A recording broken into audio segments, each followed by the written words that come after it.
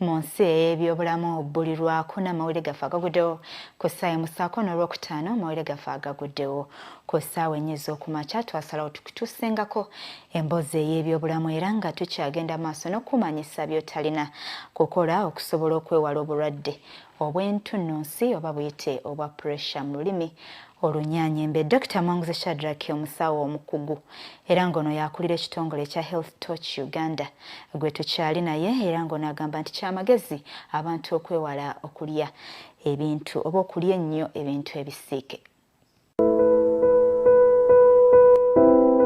Olwaleero katutandikire we twakoma ssabbiiti ewedde ku nsonga z'okujjanjaba n'okutangira ekirwadde kya puleesa mu bannayuganda naddala abakuze mu myaka.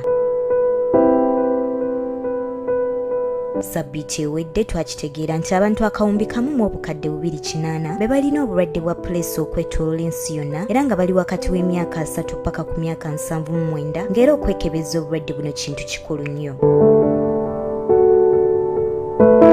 Tukyali ne Dr. Muwanguzi Shadrack omusawo omukugu okuva mu ddwaliro ly'e Mengo era ng'ono yakulira ekitongole kya Health Touch Uganda. Ono agamba nti kyamagezi abantu okwewala okulya ennyo ebintu ebisiike kubanga bye bimu ebiviirako ekirwadde kino. Okulya obulungi ntegeeza okulya ebibala, okulya ennyo enva endiirwa, okwewala ebintu eby'amasavu ago ageekwata agasaanuka ng'ogatadde ku muliro. Eddagala eriyamba oba eriweweeza obulwadde buno gye liri wabula teriwonya yadda nga puleesa esobola okukka era akubiriza abalwadde okumira eddagala lino.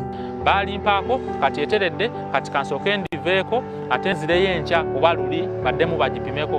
Si kirungi kulivaako ate n'otwala bbanga pamu nga tozzeemu kugipima oba esobola okulinya ate neereeta obuzibu. Dr. Muwanguzi Shadrack akubiriza abantu okusala omugejjo okugenda mu ddwaliro okupimibwa obuzito n'obuwanvu okukola dduyiro n'okulya obulungi naddala okulekeraawo okulya omunnyo omubisi. Kati kyandibadde kirungi buli muntu n'afuba okulaba nti asala omugejjo. Genda ku ddwaliro bakupime obuzito bwo, bakupime obuwanvu bwo, bakubuulire oba obuzito bw'olina bukwatagana n'obuwanvu bwo. Bwe kiba nga tekiri bwe kityo fuba okulaba nti osala obuzito obwo. Engeri y'okusalamu obuzito ya mirundi weeyambisa ebintu bibiri: okulya obulungi n'okulaba nti okola dduyiro. Yabaffe obadde okimanyi nti okunywa sigala, omwenge n'ebintu ebirala ebigwa mu kkowe lino bya bulabe nnyo era biyinza okuviirako okufuna endwadde endala nga kansa, ebirwadde by'ekibumba n'ebirala. Kyandibadde kirungi abantu ne bava ku kunywa sigala kubanga sigala takuleetera bulabe bwa pressure yokka wabula waliwo n'endwadde endala nnyingi. Ayonoona amawuggwe, asobola okuleeta kansa w'amawuggwe, asobola okwonoona emisuwa, aleeta ulcers, asobola okuleeta almost buli bulwadde bwonna bwe wali owuliddeko. Ono era agamba omuntu bw'azuulibwa nti alina obulwadde bwa puleesa kyandibadde kirungi n'ateera aliikirira era n'akubira abantu omulanga obutagenda mu bulwaliro butono wabula bafune omusawo omukugu mu ddwaliro eddene. Twalina obulwadde bwa pressure, amagezi genkuwa you embrace it oba kkiriza ekyo ky'olimu nti kati olina obulwadde bwa pressure.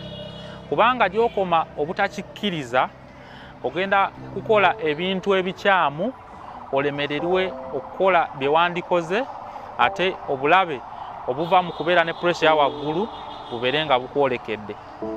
Dr. Muwanguzi agamba bafunye nnyo okusoomoozebwa olw'eddagala ery'ekinnansi eritundibwa ennaku zino nga ligambibwa okuwonya puleesa era bw'ati bw'annyonnyodde. Abantu bakozesa eddagala eryo of course naaba nga talina kyawulira mu mubiri. Kati olw'okuba nagambye tewali bubonero, abamu bayinza n'okuba nga puleesa eri waggulu naye nga talina bubonero bwafuna. Kati bwe baba nga balina eddagala lino lye baamuwa ne bataddamu na kugikeberako ate naye n'ataddamu kubaako bubonero bwawulira, agenda kukiteeka mu mutwe nti akoze eki, nti awonye. Habo teyandibadde mubi naye kinyuma nnyo eddagala lyonna erikozesebwa okujjanjaba obulwadde okubanga lyekenneenyezeddwa ne kimanyikibwa nti lirina obusobozi obuwonya ekirwadde. Ssabbiiti ejja ku Lwokuna mu mboozi yaffe ekwata ku by'obulamu lindirira okumanya obubonero bw'oyinza okulabirako oba olina obulwadde bwa puleesa, naye kyandibadde kirungi okutuukirira omusawo singa olaba obubonero buno kubanga bwefaananyiriza endwadde endala. Muno mulimu omutwe gw'olutentezi, okumenyeka mu nnyingo, entunnunsi wamu n'ebirala bingi nnyo. Nze Ffenna Batanzi ku Lwagugudde TV agaguddewo.